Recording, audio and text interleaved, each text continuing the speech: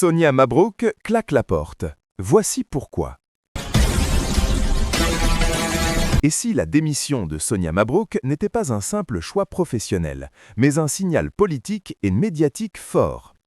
Quelques jours seulement après son départ de CNews, la journaliste française d'origine tunisienne a annoncé sa démission de Radio Europe 1, mettant ainsi fin à toute collaboration avec les médias appartenant au groupe de Vincent Bolloré. Officiellement, il s'agit d'une décision personnelle. Mais selon les déclarations de Sonia Mabrouk elle-même, la raison serait beaucoup plus profonde.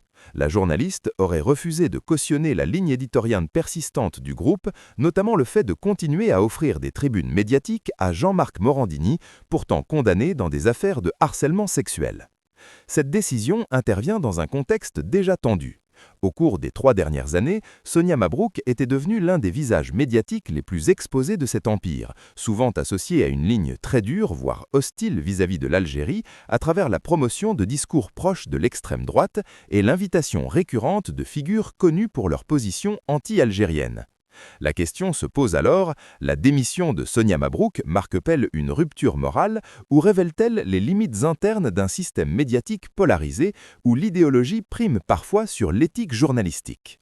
Derrière ce départ, un malaise plus large apparaît. Celui de médias français accusés de normaliser des discours radicaux tout en minimisant des affaires judiciaires pourtant graves.